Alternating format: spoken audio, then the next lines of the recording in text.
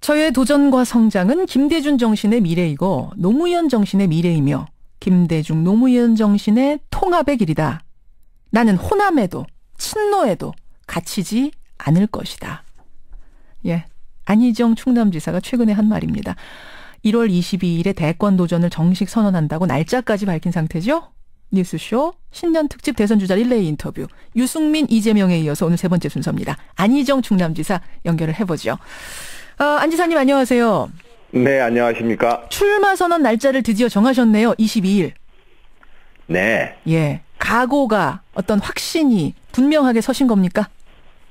예, 진즉에 제 확신과 각오는 분명합니다. 분명하십니까? 네네. 아니, 그 스페어 타이어다, 뭐 페이스메이커다 이런 시선 극복하는 게 사실은 첫 번째 과제였는데 극복이 됐다고 보세요? 이미 저는 극복이 돼 왔고 많은 분들이 이제 그 저를 페이스메이커가 아니냐라고 하는 것은 희망, 그분들의 희망이 있죠. 경쟁을 통해서 우리 당에 경쟁을 통해서 경쟁에 과열되어서 당이 분열돼서 되지 말았으면 좋겠다라고 하는 그들의 희망이 섞여 있는 것이 있고요. 그러나 저는 그동안 일관되게 저의 도전은 대한민국의 세대 교체가 될 것이고 정권 교체를 뛰어넘어서 시대 교체의 목표가 있다. 네, 말씀을 드렸습니다. 예, 그래요. 근데 경선룰 이제 곧 결정을 한다는데 나는 뭐든지 좋다. 정해주는 대로 따르겠다 이러셨죠. 네, 그렇습니다. 이런 걸 두고 뭐 자신감의 표현 아니냐 생각하는 사람도 있지만 한편에서는 절박함이 떨어지는 거 아니냐. 뭐냐면은 이번이 아니라 안 지사는 차기를 노리고 있기 때문에 덜 절박한 거 아니냐 이런 시선도 있거든요. 어떻게 생각하세요? 우선 당 지도부와 당 동지들을 믿어야 합니다. 우리가 하도 불신의 사회를 살다 보니 그런 이야기들이 자꾸 나오는 것이 아닌가 저는 생각합니다. 당 동지들과 지도부를 믿는다면 그 당 동지들과 지도부가 누가 봐도 상식적으로 공정한 경선룰을 만들어준다고 우리는 믿어야 되지 않겠습니까? 믿어야 된다. 예, 그리고 믿는 도끼에 발등 찍히는 수도 있잖아요. 그 불신을 극복해야 합니다. 그걸 극복해야 우리가 합니다. 지금 제가 원하는 새로운 대한민국의 미래도 그 불신의 사회를 극복하자는 것입니다. 그리고 그 불신의 사회를 극복하기 위해서 우리는 상호 간의 신뢰 그리고 또 대화의 시간을 통해서 그걸 또 봐야 합니다. 그래서 당의 동지들과 최고위원회가 당의 다양한 의견들을 접수해서 좋은 방안을 만들어 주리라 저는 믿습니다. 절박하세요? 꼭 되셔야 돼요? 저의 도전은 저 나름의 이 역사와 대한민국에 대한 절박한 도전입니다. 절박하다. 국민의당에서 이건 제 얘기가 아니고 국민의당의 논평인데 안희정 지사님을 두고 안락한 안방에 앉아서 재산 상속을 기다리는 친노 재벌 2세. 이런 논평이 나왔습니다. 보셨어요? 매든 뭐든 그 좋지 않은 말에 답할 필요는 없습니다. 답할 가치도 논할 가치도 없습니까? 저야말로 가장 대한민국 지역주의 정치와 진보 보수의 낡은 구도에서 그것을 극복하고자 가장 최전방에서 노력하는 정치인입니다. 그러니 그 표현은 적합치 않은 것 같습니다. 네. 그러니까 사실 여전히 문재인과 안희정을 유사한 후보, 비슷한 후보, 후계자 이렇게 보는 사람들이 있다 보니까 자꾸 이런 논평도 나오는 것 같아요. 그럼 안 지사님, 대한민국 국민들이 어떤 개인적 친분 관계를 가지고 순서를 매겨주고 그렇게 그 순서대로 또 대통령을 시켜주고 하는 나라는 아니라고 생각합니다. 여기서 좀 분명히 밝혀주시죠. 그러면 대통령 후보로서의 나의 장점, 문재인 전 대표보다 나는 이런 점에서 낫다. 어떤 점이 장점이다. 어떤 점에서 문재인보다 안희정인가? 오늘은 이제 대권 도전하는 자리니까요. 해주시죠. 뭡니까? 유독 문재인과 안희정을 비교를 하시면서 그것의 차별성을 묻는데 박원순, 이재명, 김부겸 다 저마다 독특한 리더십과 그들의 철학이 있습니다. 있죠. 그리고 그들의 비전이 있습니다. 그런 점에서 저의 도전은 또 저희 도전만이 갖는 독특한 저의 포부가 있습니다. 이미 말씀드렸듯이 저의 도전은 그 어떤 후보의 도전보다도 한국 사회의 젊은 도전입니다. 세대교체의 가치를 분명히 할 것입니다. 또한 저의 도전은 여야 간의 정권 교체를 향한 확실한 또한 미래의 비전에 대한 도전입니다. 그리고 더 나아가서 제가 말씀드렸던 것처럼 단순한 여야의 정권 교체를 뛰어넘는 지난 박정희 시대의 중앙 집권 국가 그리고 여야의 무한 경쟁 국가로부터 새로운 민주주의 통합 국가로의 미래 비전이 제가 도전하는 시대 교체의 가치입니다. 시대 교체. 결국 그러면 나는 그 후보들보다 젊다? 이렇게 차별성이 지어지는 건가요? 젊다라고 하는 것은 그렇습니다. 대한민국의 젊은 도전이 필요합니다. 그런 점에서 캐나다의 트리두나 미국의 오바마와 같이 좀 젊은 도전을 우리 사회에서도 기다리고 있습니다. 그러면 지지율로 지금 3위하고 있는 이재명 후보도 젊거든요. 이분도. 이재명 저 시장도. 이재명보다 안희정은 왜입니까? 이재명보다 안희정은 왜냐? 왜 나냐? 각 후보마다 각각의 특징이 있습니다. 저는 일관되게 통합을 이야기해 왔습니다. 기존의 한국의 여야의 이 정쟁 구도로는 현재와 미래의 대한민국을 못 이끌어갑니다. 대한민국의 안보, 외교, 통일 전략도 현재의 여야 간의 이러한 싸움을 통해서는 절대로 국가의 통합적 전략을 못 만들어냅니다. 이 국가의 분열은 안보, 통일, 외교에 있어서는 결정적인 우리의 어떤 가장 결정적인 우리의 한계였고 대한민국 위기의 본질이었습니다.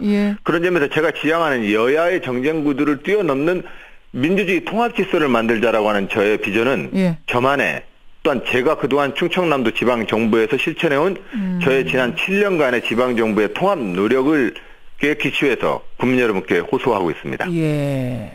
이재명 시장도 통합하신다고 하는데요.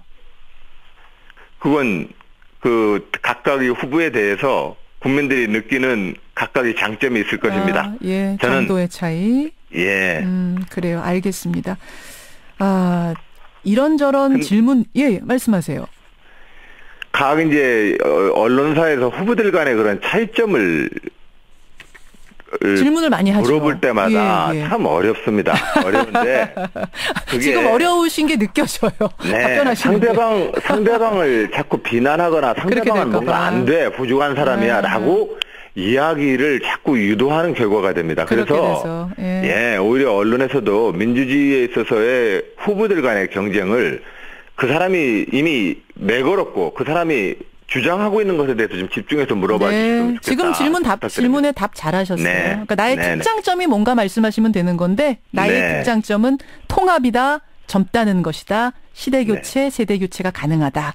이렇게 설명해 주셨습니다. 고맙습니다. 안희정 지사. 저희가 사전에 그 페이스북에다가 예고를 올렸더니 질문이 좀 들어왔어요. 근데 이 질문이 좀 많이 들어왔습니다. 몽고하니 당내 현안입니다. 당 연구소에서 나온 개헌 보고서. 이 보고서가 문재인 전 대표의 입장을 반영한 거 아니냐. 이렇게 비판한 인사들이 있었죠. 김부겸 의원, 박용진 의원. 그러자 문 대표 지지자들이 항의하는 문자를 보냈다고 하고 18원 후원금을 보냈다고 하고 이래서 논란이 됐고 박원순 시장이 사실은 좀 강하게 비판을 했습니다. 문재인 패권주의는 청산돼야 할 기득권 세력이다. 이러면서 지금 논란이 굉장히 큰데 어떻게 보고 계세요, 이 상황? 당 지금 추미애 대표와 당 지도부가 이 각각의 오해들을 좀 풀기 위해서 그건 지도부가 나서야 될 주제 같습니다. 지금 최고위원회가 또한 당 정책연구원까지 포함해서 당을 이끌고 있는 지도부가 그것의 오해를 좀 불식시키기 위해서 해줘야 되고 당은 공정하게 운영되고 있다는 신뢰를 얻기 위해서 당 지도부가 나서주길 바랍니다. 당 지도부가 나서서 어떻게 뭘 해야 되는 거죠? 그것에 대해서는 각 후보들이 현재 의심을 하고 있는 또한 불공정하다고 생각되고 있는 당 운영에 대해서 해명을 해 주셔야 되지 않겠습니까? 그리고 그것을 그 일을 위해서 또 추미애 대표는 각 대선 후보들 간에 모임과 대화의 시간을 갖자고 하시니 그런 과정을 통해서 이런 오해들이 서로 풀렸으면 합니다. 안희정 지사도 이번 상황 보면서 좀 뭔가 이거 좀 이렇게 돌아가는 건 아닌데라는 생각을 하신 거예요? 당 문건도 이제 각 후보들에게 이메일로 줬던 문건이고요. 그 내용으로 봤을 때 문제가 될 수 있는 한두 줄의 문장이 지금 눈에 보이긴 합니다만, 우리들이 그건 서로 간에 대화를 통해서 풀 수 있는 문제라고 생각을 합니다. 추미애 대표가 다 한 자리에 좀 모아서라도 허심탄회하게 얘기하는 기회 갖자, 오해 풀자 이런 말씀이세요? 네, 그렇습니다. 네. 그런 자리 한번 마련할 필요는 있겠다. 그럼 네. 박원순 시장이 비판한 그 문재인 패권주의는 청산돼야 할 기득권 세력, 이 부분에 대해서는 어떻게 보고 계십니까? 그건 박원순 시장님을 좀 만나서 그 문제의식을 더 좀 정확히 들어봐야 되겠습니다.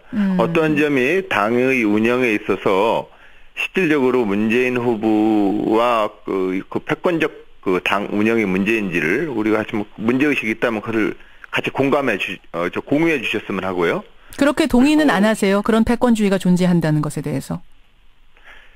지난 두 번의 전당대회를 통해서 이 당에서 가장 큰 영향력을 발휘하고 있는 분은 역시 문재인 후보십니다. 그래서요, 당에서 일어나는 이러저러한 문제에 대해서 이 당의 가장 큰 영향력을 갖고 있는 문재인 후보에게 문제의식과 문제제기를 하고 있는 것은 또 그것마저 너무 또 비판할 수는 없는 거라고 생각을 합니다. 그런 점에서 당에 실질적으로 가장 많은 영향력을 가지고 있는 문재인 후보께서도 이 문제를 풀기 위해서 같이 좀 나서 주셨으면 합니다. 문재인 후보가 나서 주셨으면 좋겠다. 그러니까 이러한 어떤 문 대표 지지자들의 행동을 그럼 문 대표가 좀 더 나서서 뭔가 조정하고 지지자들의 행동을 직접적으로 조종하거나 지휘할 수가 없습니다. 조종이 아니라 조정을 말씀드린 겁니다. 후보님들 모두가 느끼지만 각자 당신들을 지지하는 많은 지지자들이 있습니다. 그렇죠. 그 지지자들이 누군가에게 서운하고 그리고 내가 지지하는 후보를 좀 응원해주고 싶은 마음에 여러 가지 글을 다는 것을 누가 어떻게 그걸 제어할 수 있겠습니까? 어떻게 하라 하지 말아라 할 수는 없는 거다. 네, 다만 SNS상에 좀 건전한 어떤 글들을 서로 간에 유도하기 위해서 노력을 하고 지도자들 간에 그런 지지자들이 서로 속상해서 싸울 수 있는 여지를 줄이기 위해서 지도자들이 좀 서로 후보들이 서로 노력을 해야 합니다. 그러지 않고 후보들이 그런 이미 각이 첨예하게 서 있는 문제를 침묵으로 가만히 있으면 그 지지자들 간의 싸움으로 금방 번져버립니다. 그러나 후보들이 좀 더 많은 대화를 통해서 그 문제를 풀기 위해 노력을 한다면 그 지지자들의 속상한 마음들은 조금 다소 다른 방향으로 표현될 거라고 생각을 합니다. 그러니까 지금 이러나 저러나 한 자리에 좀 모이긴 모이셔야겠네요. 한 테이블에. 앞으로도 또 추미애 대표님께서 또 이제 그런 자리를 만들어서 그 경선 룰이라든지 현재까지 진행에 대해서 이야기를 나누자고 하시니 그런 자리를 통해서 많은 어떤 그런 불편한 오해들이 서로 간에 동지로서 잘 해소되길 바라고 저도 그렇게 노력할 계획입니다. 알겠습니다. 반기문 총장이 곧 귀국합니다. 1월 12일이니까 며칠 안 남았네요. 그리고 제3지대론이 구체적으로 나옵니다. 말하자면 이제 친박, 친문 빼고 다 모인다. 그러니까 새누리당, 민주당 빼고 다 모인다. 이게 제3지대론이죠. 이 구상 안지사는 당연히 반대하시겠지만 어떤 대선의 득표력, 파괴력은 있지 않겠느냐라는 평가는 나오거든요. 어떻게 보세요? 그건 국민들이 판단을 최종적으로 해주시겠죠. 그래서 그 어느 정도의 영향력이 있을까에 대해서 미리 제가 가늠해 보거나 분석을 해보진 않았습니다. 다만 제가 정당 정치인으로서 우리가 지금 오늘의 현재의 불행한 사태도 민주주의를 제대로 하지 않았기 때문에 생겨난 문제 아니겠습니까? 그렇죠. 그런 점에서 이 민주주의를 제대로 해야 되고 이 민주주의를 제대로 하는 것의 첫 번째 걸음은 정당 정치를 잘해야 합니다. 정당 정치가 선거를 앞두고 무원칙하게 끊임없이 이렇게 이합집산을 반복하는 것은 민주주의의 가장 큰 걸림돌이고 장애 요소입니다. 저는 그런 점에서 여야 누구를 떠나서 정당 정치의 큰 원칙을 지키고 국민들의 상식을 좀 따르자 이 말씀을 좀 드립니다. 반기문 전 총장 개인에 대해서는 어떻게 평가하세요? 이분이 이제 정치판에 처음 뛰어드시는 건데. 오래된 대한민국의 외교 관료이셨고 우리 모두가 자랑스럽게 생각하는 우리나라 최초의 유엔 사무총장이셨습니다. 아직 정치 지도자로서는 평가할 수 있는 근거가 없습니다. 근거가 없다. 근거조차 없다. 평가 불가. 사실은 배신자라는 세간의 비판이 있었어요. 거기에 대해서 반기문 전 총장의 측근은 뭐라고 했냐면 권양숙 여사에게 매년 신년 인사드리고 있고 노 대통령 돌아가셨을 때도 해외 일정 때문에 못 왔을 뿐이지 다음 해에 봉화에 비공식적으로 비밀리에 갔다 왔다. 이렇게 해명했습니다. 이건 어떻게 보십니까? 공색한 느낌입니다. 공색한 느낌이고 반기문 유엔 사무총장이야 외교 전문 관료로서 예. 역대 대통령에게 그 정권에게 어느 분이 대통령이 되시든 거기에 특별히 눈 밖에 나지 않으시려고 처신하신 것에 불과합니다. 아, 누가 되든 그걸 관리했다고 생각하세요? 마치 어장관리처럼? 누가 관리를 하다니? 그러니까 누구가 되든 눈 밖에 나지 않기 위해서 그냥 관리하는 정도 수준이었다라고 보시는 거예요. 그것이 일반적으로 우리 관료와 직업 공무원들이 가질 수 있는 한계 아니겠습니까? 아하. 예, 그 직업 공무원으로서의 한계로서 예. 그리고 또 외교의 관료를 오래 하셨던 분으로서 당연히 집권 정당과 집권자에게